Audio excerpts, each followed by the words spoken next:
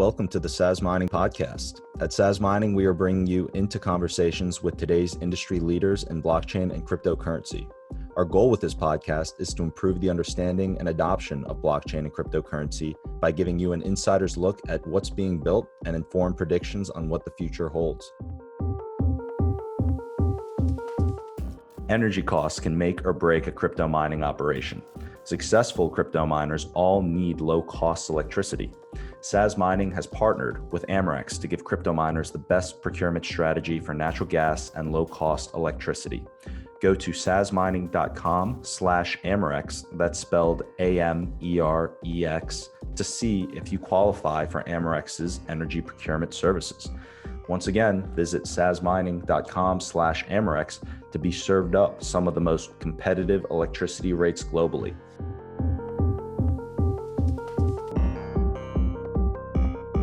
Welcome to the podcast, Jesse. Thank you so much, William. How are you? I'm doing great. You have an incredible background. You've been in the mining space for a while, and now you're working at Binance. So I guess to begin, why don't you talk about your background before Binance and what led you into what you're doing now? Sure. Thank you so much. Basically, my background is in data analytics. Before that, in school, I studied really social sciences on the AI side. So essentially, really like deep into technology and when people go from comfortable to uncomfortable. And that kind of led me down, obviously, the blockchain route, because at the time in 2017, when I was writing my thesis, that was really kind of one of the most new and emerging things that was happening in the technology space. I've been interested in entrepreneurship and different forms of capital for a long time. I was the first class through Draper University in 2013. And at that time, Tim Draper was discussing Bitcoin with our class, which was, kind of crazy looking back. He's like, hey, buy Bitcoin. And you know what I mean? And so being a young person at that time, I was like, all right, let's take a look into this. I never would have expected to be as involved as I am right now later on. But I basically graduated and got right into the ICO space. It was kind of the Wild West for a while there. Was quickly advising on a company out of Boston, where I'm from. After that, that ended pretty abruptly due to the SEC clamping down on everyone in the space at the same time. I wanted to use kind of that data analytics background and quantify something a little bit more stable in the space. And so myself and my co-founder at the time, CEO of that company, we went and basically tried to map out the entirety of the proof of work mining side, because we thought that was going to be kind of the most stable way to get into blockchain and into Bitcoin. And we understood a very, very important thing, which was obviously you can mine Bitcoin for less than the open market price. And so that delta was really interesting to us and really interesting to a lot of our investors. And that was operational from kind of the end of 2017 or mid 2017 through the end of 2019. And so after that, Binance had launched a pool, and that was on April 27th of 2020. And shortly afterwards, they were looking for someone that had a lot of deep experience in more of the global markets, so stuff outside of China, in talking to miners, understanding what their pain points are, some of the data behind it. And that's kind of how I found myself there. It was really fortuitous to, come in and basically be able to do a lot of the stuff that I had been doing in the last company and in that role, and then just transition over to really servicing the same group, but instead of providing kind of data analytics and I guess investment grade documents for miners, we were actually doing kind of the service level, right? And actually developing stuff for the pool and onboarding customers into the Binance ecosystem. So that's kind of a brief summary of what's been going on. Yeah, and I definitely want to get into what you're doing with the Binance pool. But actually, before we dive into that, can you talk a little bit more about what you were working on beforehand and all that? Because that's one thing where a lot of miners, they know that hash rate is extremely important, but I don't think that they're going and running that type of deep analysis on it to the extent that you were if you were working in that full time. So would definitely love to hear your thoughts on what you learned there and some trends that you might have discovered that might not be known by many of the miners out there. Sure. Yeah. Wow. So there's a lot that goes into the blockchain analysis, right? I mean, when you look at this industry, you have a lot of people that plot these sometimes enormous, 8-figure investments on linear difficulty and on other things that are quantifiable, but maybe not super informed, right? And so that trend still continues today, and for better or for worse. But what we were really trying to do at the time was extrapolate on proven data, on block level data, and then understand how that affects the meta market, and then also the economics behind the entire ecosystem. So the thing that was most fascinating, and still is really fascinating to me, is how you can have a network that just has an algorithm running and based on economic pressures allows or basically forces people to self-upgrade their actual hardware. So on the most basic level, we set out to map that. What we were doing at the time was really taking all of the ASICs, so application-specific integrated circuits, as well as GPUs, and plotting them on efficiency curves. So we were really looking at the efficiency and more the electrical efficiency of each of these devices, right? And from there, we could also understand and extrapolate using ideas such as Moore's law, right? Where it could go in the future, right? If you notice different trends that happen, I mean, Moore's law is pretty simply, basically computing power doubles every year. It's not quite on that curve anymore, but if you understand that as a baseline, right, then you can understand difficulty in terms of or network difficulty, right? So how many miners are competing for the same pie by basically looking at it and saying, all right, these next machines that are coming out should be at X, right? With X amount of shipping delay, we should understand that network difficulty and thus basically potentially price will be at this point. And so we had a function of what we called Moore's index, where we would extrapolate that out. And so instead of looking at difficulty as a 5% a year linear, we would start looking at it at different price points with different miners. Sorry to pause there, just because we're diving real into the weeds here, and I think that's too much, right? No. I want to, but I just want to make sure we lay the foundation properly to build up to it, right? So you're explaining and trying to build out models to predict hash rate. You are looking at all the different variables that a miner needs to consider. So you were talking about that ratio of the amount of power consumed by these different miners and what their output is, and then simultaneously, you're taking it that step further with the analysis of Moore's law and how those machines are going to evolve over time and building that into the model. So yes, I guess we'll take it from there and have you continue. It's definitely kind of heady stuff, and I think it's meant to be, right? Because if this was really easy to understand, I think then it would be a little bit easier for people to quantify and make real predictions on price. And so that was one of the things that we never did, right? We would extrapolate on the idea of difficulty at different price points. So because we understand miners basically come into the market at different points, right? There is shut off and turn on points for different miners, right? Depending on your efficiency, your underlying efficiency as a miner. So that increases or decreases difficulty simultaneously. So that was really where we took that. And then we would allow miners to also plug into that model and say, well, if you bought this machine and we run it at this place, then this is what you could probably expect. And so that was kind of the secret sauce behind it. There's a lot more that goes into that model, block level data as well, historicals, but that was the idea. And that was the service that was provided at the time. And what I think was really important about that is it started to look at mining not so much as let's go and boots on the ground, build this out and pray, to let's, I think there's an art or at least a science or at least an art behind trying to figure this out. And, and that's really, that's the basis. And that still informs a lot of how I think a lot of us think about mining now, right? We look for quantification where there is just kind of maybe sometimes more chaos in the industry. So. Yeah, very, very fascinating stuff. And so after that, you went and now you're working at Binance and you're very familiar with the way that these different pools work.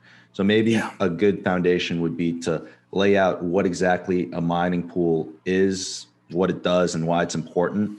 And then Yeah. we can start digging into the weeds of the differences between different mining pools. Sure. So let's take it back to kind of that previous point, because it segues perfectly into it, is efficiency on all fronts, right? That's mining in a nutshell. I mean, you know this as a miner, right? We're always trying to get more efficient. And so, and also quantification, right? So you can go and for those of the audience that are not too familiar with mining, I keep on using this analogy, but I think it's good. There's different types of mining, right? There's solo mining, there's pool mining, and then there's basically hacking. And so if you think about it like that, right, then it's quantification and it's efficiency on all fronts. And what I mean by quantification is there's value to what we call pool mining, which we'll get into, because it's more quantifiable than solo mining, right? So let's take an example of a school, right? A classroom, because we've all been there. The teacher says, I've got a pie or a Snickers bar or whatever for the first group or first person, doesn't matter who, to answer these 8 math problems, right? The smartest kids in the class are going to be like, oh, I can answer those. I'm going to get the whole Snickers bar.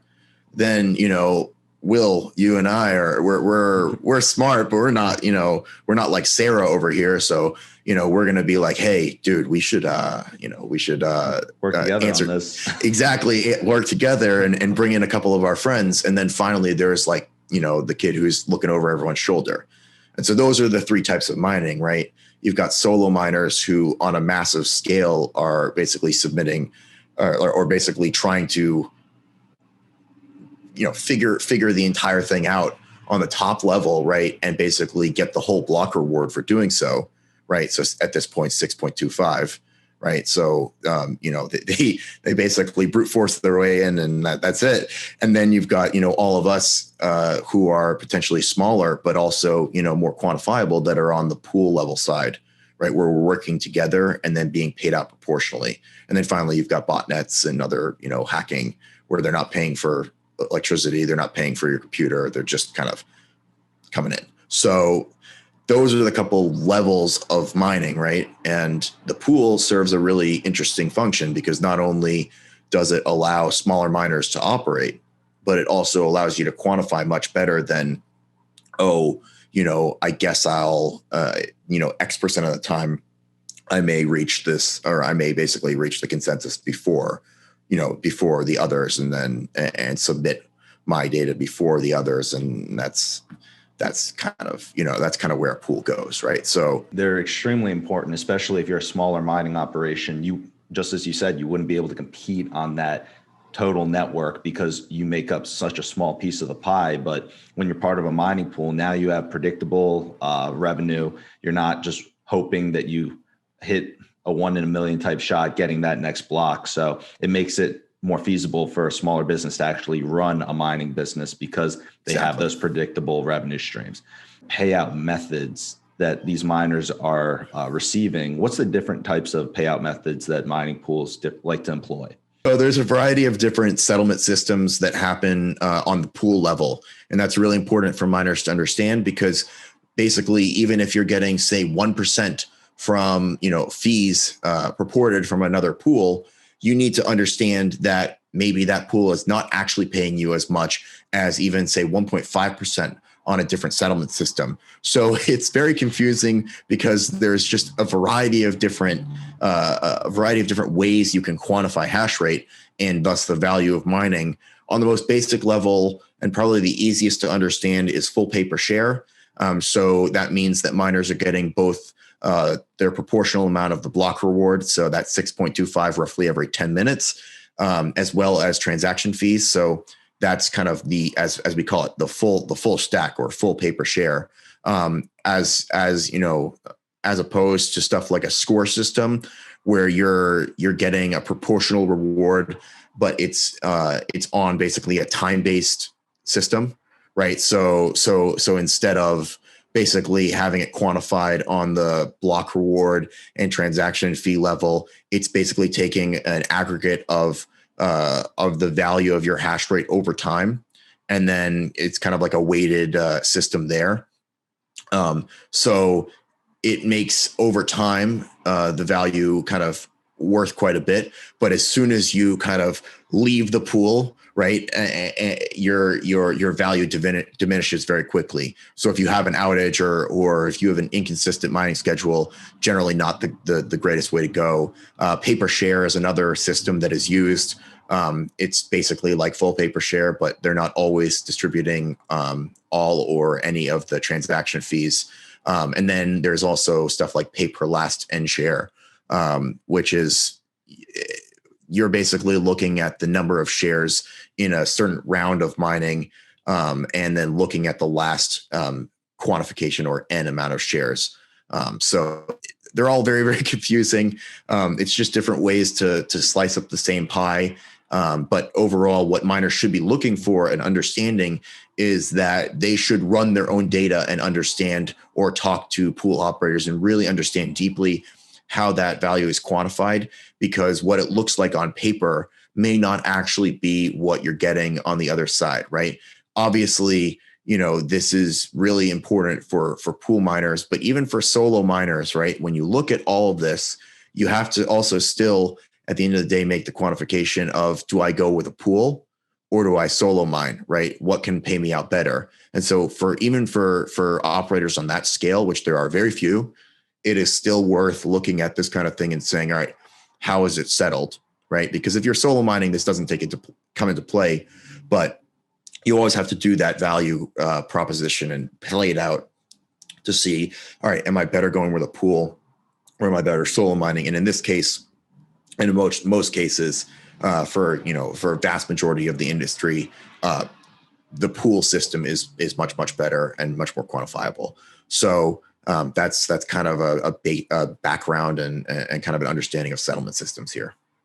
I feel like a lot of times as a miner, until you've really spoken with a number of different pools, you don't really understand how much you should be paying in fees. It is a very small percentage in any case, no matter what pool you go with.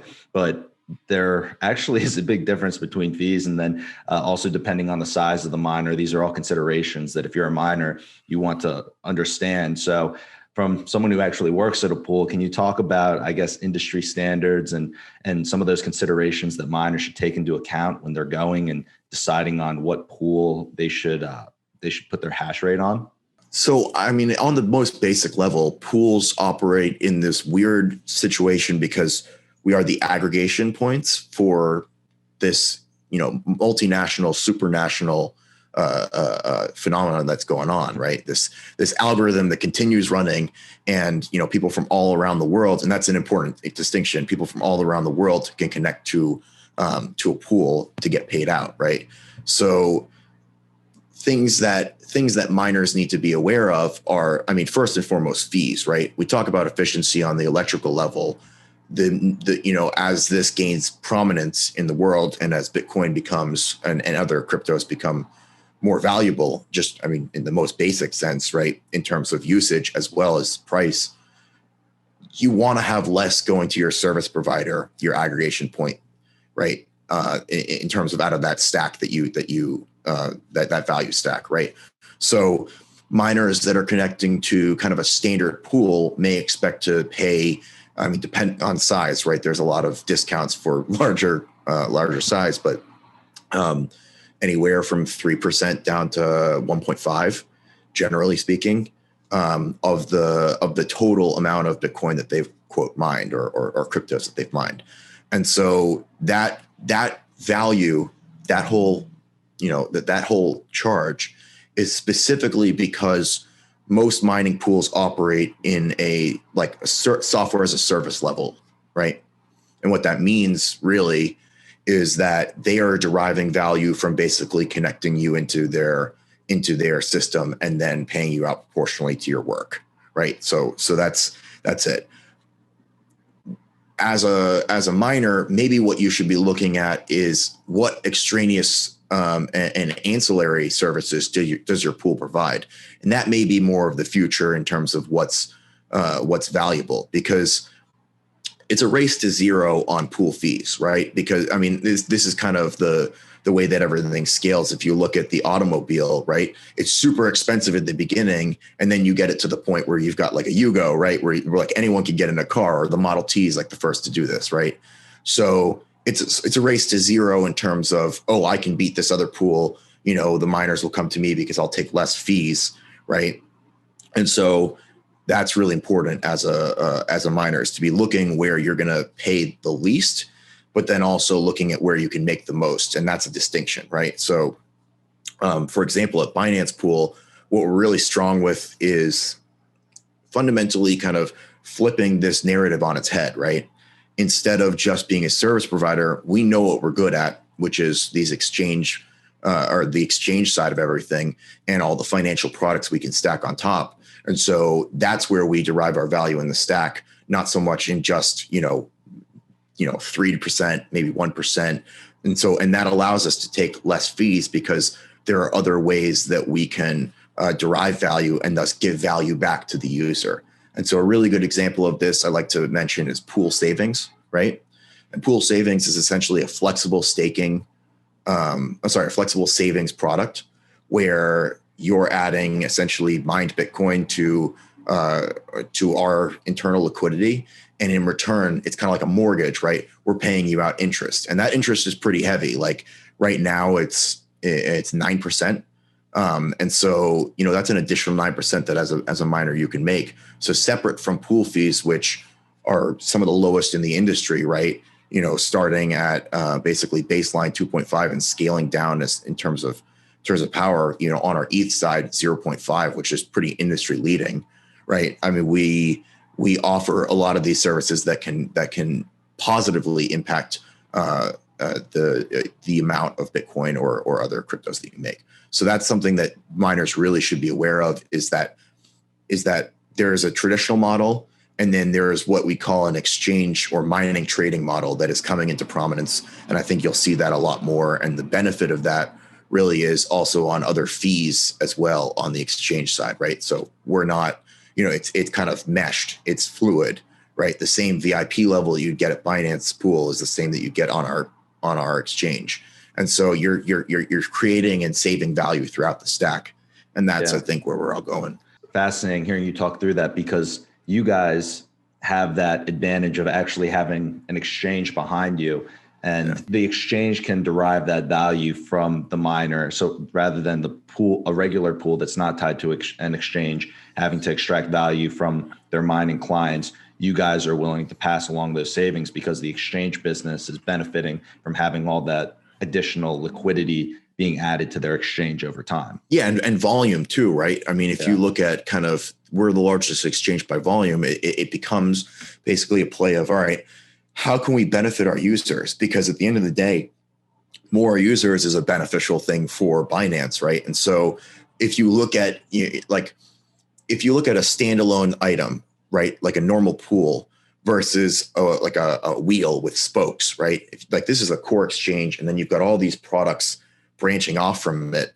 Like it ends up basically being a lot different value proposition, and a really cool way to move the industry forward is by reinventing the idea of a pool instead of just dropping the fees, which we have done. But you know what I mean?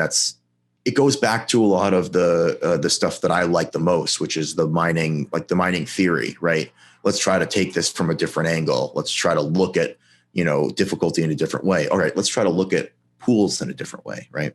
I feel like you would have a very fascinating answer to this question because, one, you've done the analysis on hash rate. Two, you've been involved on the pool side, and you understand the landscape of mining very well, where it's been and where it is today.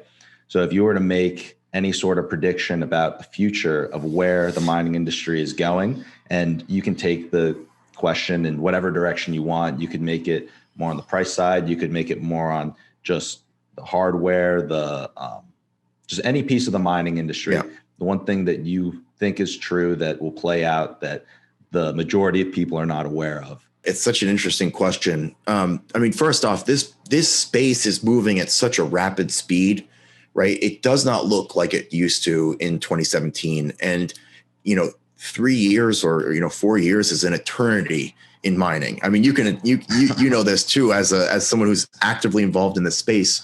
It's like, it kind of goes back by in a blink of an eye, but it's really just such a huge difference. So it's interesting and kind of hard to predict the future, but I think there are some meta trends that are going on that should be, people should be aware of.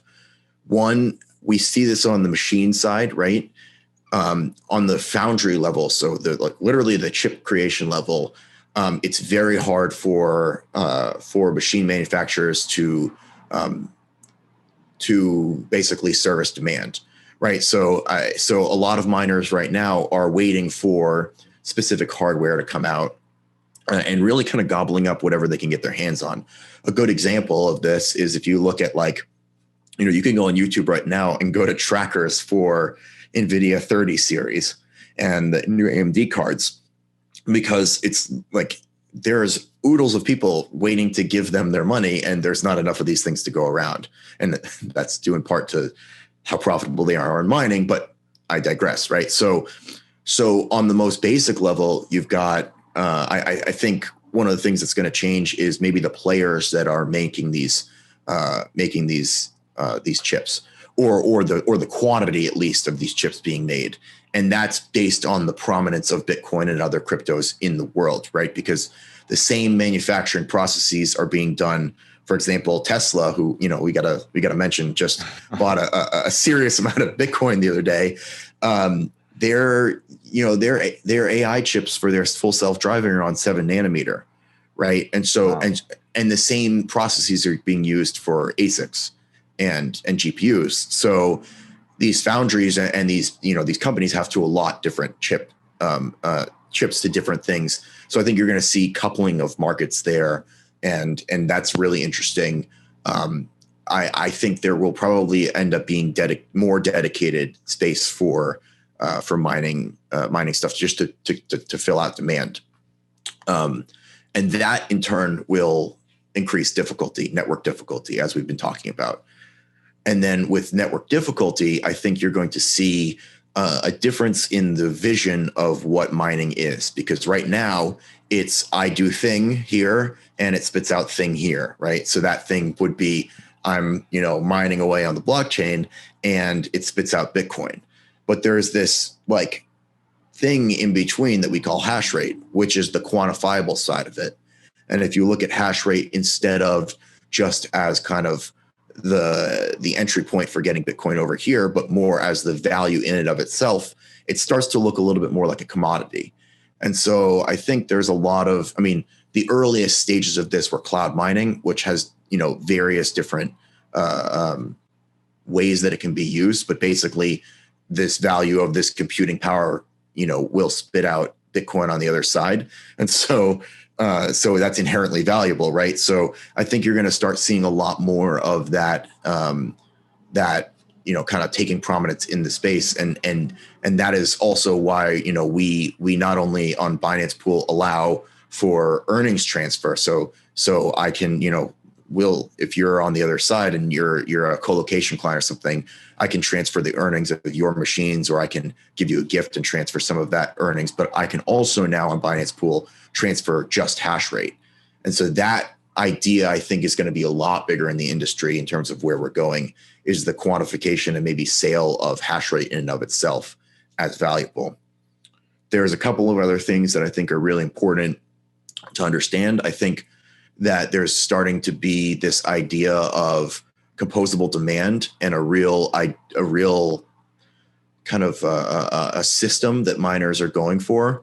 And so I think you're going to start seeing more and more mining as it gets more and more competitive on non-grid tied stuff, and especially with stuff like Starlink and other basically other ways to get out there into places where no one else can operate and then go mine Bitcoin. I think that's a big thing.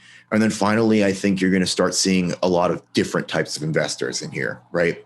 We're already starting to see this in terms of institutions coming in, but fundamentally the value, if you understand that the value of Bitcoin is, or in the meta market is going up, then I think you also start to see a difference in the way that miners are looking at mining, right? It used to be, okay, I'm going to go mine and I'm going to convert that, or it happens across the, like all of these things happen. But, for in 2017, and at least the last mining boom, it was more like well, we're going to go and mine and we're going to convert into fiat. You know what I mean? Like, and now it's a lot more of like the hodl behavior. And so I think the reason for mining and being exposed to Bitcoin and other assets at an underlying price that's less than, than the market price, I think is a major reason for mining. And so too are the people that are involved. So I'm sure you see this in terms of the available capital out there, right? But there's a lot more interest on the most basic level in this space than there used to be. And it's not just from like Bitcoiners or hardcore blockchain enthusiasts. It's really from a lot of the companies that you and I see and maybe interact with on a day-to-day basis. You'd be surprised. I'm sure that in the next coming years, they will at least understand what mining is, if not be outright participating. So those are kind of the bold predictions. I also think at the end of the day that the mining industry will be more decentralized than it is right now. There's this idea of, these mega corporations or mega companies coming in, but you also have, a rise in just like you and I and I mean, and other like normal people are also kind of doing this with their compute resources. And I don't think that stops on the most basic level. And I think blockchains scale out to meet that decentralized demand as well. So I'm very excited for the common person as well as these large companies in the mining space. Well, that was an even better answer than I could have asked for. That was incredible. I love how you touched on all those pieces. And at least from the perspective of someone who's more on the last 2 points that you touched on, those later two trends of just seeing more mining happening and using stranded power assets in areas that might not be grid tied, where you can get that very cheap power. That's definitely something that when we're talking with other miners and us ourselves are pursuing strategies, that's where you can really find very cheap power. So I agree. Yeah. I tend to think of it, and I don't remember where I read this quote, but it was a quote where someone was talking about the mining industry and where mining facilities are going to pop up. And it was like a topographical map where the places with the higher priced energy are further up and the places with lower price energies are further down. And then you just pour water on it, and wherever it settles is where the mining is going to go. Mining just naturally, but based on the market forces, is going to go to the places with the lowest cost energy. And I think overall, when you're just thinking about the environmental impact of it, it really is a way to improve the efficiency of the grid, of the power resources out there available. And the market's going to drive where the most efficient use of that energy is. And there's clearly a lot of people who've already bought into this system of Bitcoin, and the amount of savings that you can really derive from a fully realized potential of Bitcoin, I think will have very beneficial impacts, not just on the people who are holding Bitcoin today, but the people who might be in countries that are not under the best governance and in areas where monetary policy might end up devaluing a lot of their hard-earned savings over their life. So there's a lot of value that can be derived from what it is that we're working on. And it's really interesting to see what you're doing on the pool side here. I love that point because we talk about kind of the profit side, right? We've spent this whole discussion really talking about, okay, like fundamentally we're out there in a way minting this currency, right? It's kind of the process by which all new Bitcoin is created, right? Is this block reward system, transaction fees, et cetera, or more the block reward system. And then you also get paid on transaction fees. But, there's also that existential thing that you're talking about, which is, okay, this may be an entry point for the unbanked. This may be an entry point for people that would have hyperinflation otherwise. And you start to see that as the prominence of cryptocurrencies and the kind of the story of this all unfolds is, like this is a viable solution, not just for those people, but going back to your point, for energy producers, right? I love the idea of composable demand, right? If you look at mining as a Bitcoin battery instead, it starts like people start getting it. Then it's basically like, well, we have underutilized energy here, or we have energy that's being wasted. And how much does it cost to store that or transport it to the grid? Why do we just have this monopolistic buyer that we call the grid system? How can we derive value from those electrons otherwise? Mining. You know what I mean? Yeah. So I love that idea of the mountain, and then, and where it settles is essentially that arbitrage, right? Exactly where it needs to be. And that's the purest competition in the world, right? It's the free market. You let this thing go out into the wild, and all these miners are competing for a zero-sum game for the same pie, but the beautiful thing is that if I'm mining too, right, like the security and strength of that network is also benefited by you. So am I really in competition with you, or are we all working towards this future where these systems gain in prominence?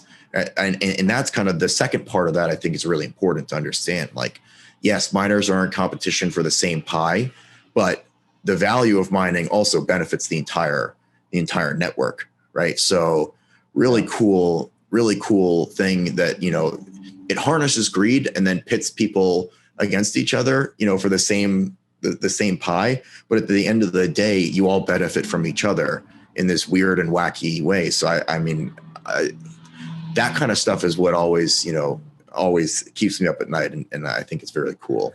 Yeah. And it's interesting too. You mentioned from the power producer side, we haven't even really talked about that, but it's crazy when you start talking with them and teaching them about the potential of Bitcoin mining and how it works, because they're not used to the type of flexibility that you can provide as a customer when you're a mining customer versus another type of customer. So like, what do I mean by this? I mean that you have something that doesn't have to be running 100% of the time. You can shut off your machines when it's time for those peak hours and deliver that electricity to the grid.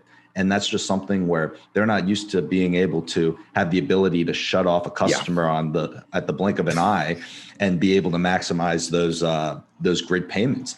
But if you think about it, in essence, what that means is that you're helping bring investment and infrastructure to a energy company in some sort of community that now has all this additional power to contribute to the grid and their customers whenever it's time for those peak hours. So in essence, you're going to make the grid more efficient. You're going to reduce the cost for the people in that community.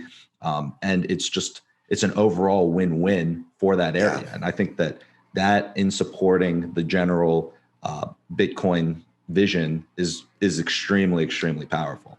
That's really fascinating. It's also interesting because there was moratoriums placed on mining in specific locales because it scaled too quickly, or the underlying the people in that place were not happy with potentially a rise in price. But if it's scaled correctly to these energy providers, right, there's nothing better than composable demand. Because I mean, what other data center can you turn off at the blink of an eye with nothing but economic downturn for yourself, right? You can lose customer data. You don't have to have the same redundancy on your systems as a traditional data center. You don't even have to have the same connectivity. I mean, theoretically, you can run these things in the middle of wherever off an LTE connection. So, you know what I mean? Like, so if you look at it like that, you know what I mean? There's constantly these articles that come out about Bitcoin's power usage, but we have to start from the idea that these systems are inherently valuable, that decentralization of systems are inherently valuable. And then we have to extrapolate and say, not all power usage is a bad thing, because there's more power being made than is used. And it's just these inefficiencies that we're plugging the holes on, right? And so it's really interesting for energy providers to start understanding that and look at Bitcoin not as the speculative thing, but as like the best customer, right? and so like slowly they're starting to get it, I think. And that's really, I think when that starts switching and when a lot of these companies actually start doing this for themselves, which we've seen in the market, then it's, then proven operators and people that have been working in this space for a long time are really going to shine, because it is, it's not rocket science. It's just Bitcoin. But there are a lot of things that go into the mining, mining efficiently, mining properly, safety, all of these other things. So really a fascinating switch, I think, and a cool arbitrage for places, especially locales that have kind of fallen by the wayside, right? You see these epicenters spring up in places oftentimes that were, left by the last industrial wave, or, other places around the world where there was an inefficiency that's plugged by this, because miners are excellent at going and finding the fringes. Bitcoin mining has so many strengths that you just need to communicate it to the right type of people out there who are the capital allocators. I mean, on the real estate side, real estate investors now are looking around thinking, okay, I got to understand this, because there's definitely real estate involved in building up these data centers. And then on the other side, you're speaking with investors who just are trying to have something that's backed by hard assets. So, I mean, Yep.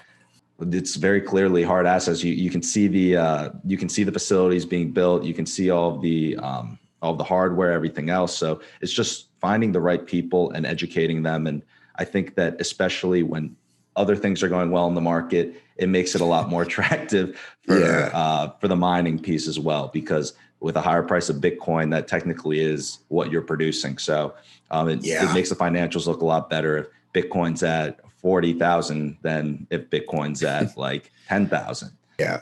But the growing trend, right? Like I think you can agree to this, is education. And then there's what you touched on there is the hard asset underneath, right? Which is also kind of your safety net, right? Because if you just buy a digital asset, it's not a bad thing by any means. I mean, we see the value of this in and of itself, but you're exposed to underlying price going up, going down, whatever, we're, in circles, sideways, whatever, wherever it goes. But you now have a hard asset underneath. And then there's this digital gold narrative that's really taking prominence right now of Bitcoin as basically this digital scarcity. And so you're kind of sitting there with two hard assets, right? And really a way to derive value from that beyond just kind of price speculation. And so that's really interesting for miners. And then also really interesting for traditional investors, because they see this and they're like, okay, I'm going to have something that has physical machines whirring away underneath, rather than this thing that I can't hold, it's not tangible, right? That I understand has value based on scarcity, based on economics, based on a variety of different things. I now have this thing that I can go visit. I can go call Will up and be like, I'm going to go visit my mine. And I can see this hard asset that is whirring away, that is, that I can collateralize. So that's really, when we talk about education, I think that's really important too. And bringing it all back to kind of where we started this conversation, right? Then the pool starts to really make sense, because now you're like, okay, I've got this thing whirring away. It's making this. How do I retain the maximum amount of that? And when we go back to Binance Pool at the end of the day, that's our whole goal, is like, we're user focused at the end of the day. We're a global company. We started global. Most companies start in a locale, then they branch out into a market, then they branch out into the next market. We started up here servicing the world, and then, it's kind of like a drip down, right? Like it's different locales, right? Yeah. Which is really, really interesting, because it also mirrors mining and the Bitcoin idea much more fluidly. But when you go back to the pool side, if you are servicing those global users, and those global users are going all over the world with that drip down mountain that you described, basically finding the arbitrage, then they're going to make efficiency here. They're going to make efficiency here, right? Whether that's let's say operations, then investment, and then finally they're looking at all of the other stuff on top of the stack, where they finally submit to get their payout. And that is like, that's where you can exact a real change for real people on the ground. And going back to what you said about the price structure, right? Bitcoin at 40,000 versus Bitcoin at 10, right? We're just giving out kind of numbers here, right? That we've seen along the trajectory here. But you have miners that can't compete at 10 naturally, right? It's just, that's how efficiency works. That's how difficulty works. It's by design. But what if we can add another 9%? What if we can add a safety net so you're hibernating up here?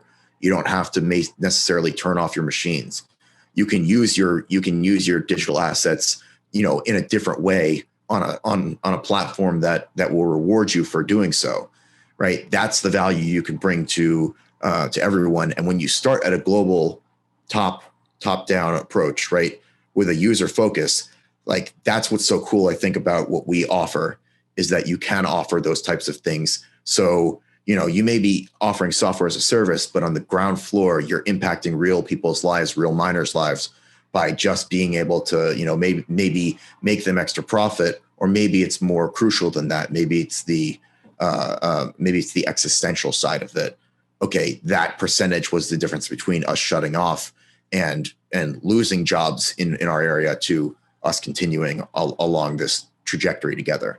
So I think that's really, at the end of the day, I think that's super important, right? And to understand that, as a company, as a mining company, you can look towards the market for these highly optimized partners like Binance Pool and exact value in that way. And that we are on the other side actively building different financial products and different ways of doing this mining thing to impact those people. So that's really. Yeah. Well, man, this has been so much fun. It's been a pleasure speaking with you and learning all about not only Binance Pool, but your thoughts on the future of the industry. I think that this was an extremely insightful episode. So especially for anyone out there in the mining space, definitely learned a lot today, but also got to go check out Binance Pool and what it is that they're doing. I know that personally, I was not aware of the in-depth options that were available with Binance Pool prior to this conversation. So, Jesse, is there any place online where the people who are listening to this and who are miners can go and connect with you? You can reach me at jesse.phillips@binance.com. If you'd like to ask me specific questions about it, I'm always happy to take a call. You can reach me on Telegram at Jesse Phillips, JESSEPHILLIPS. But more importantly, you should visit our website, pool.binance.com, right? If you're in an English-speaking country, you could put a little EN at the end and it'll come up in English, or it should do it automatically. We also offer a couple of tutorials on YouTube on how to connect to us. As our system is a little bit different, we operate on an account system. So if you have any questions for that, let me know. We also have our VIP email that is accessible on pool.binance.com. So come join us there, come take a look. And we're really excited to provide these services for miners and see where we are in the next 5 years as we build this industry together. So thank you so much for your time, Will, and all power to you. I love speaking with miners. I love talking to people on the ground floor of this. It's what I enjoy in life. So thank you so much for the time, and it's a pleasure to be on your podcast. Of course. Thank you for listening to this episode of the Sazmining podcast. Be sure to follow us on social media and YouTube for the latest updates and previews of upcoming episodes. Full episodes and transcripts can be found on sazmining.com every Thursday. If you want to hear us interview a particular guest on a future episode, please reach out to us at podcast@sazmining.com.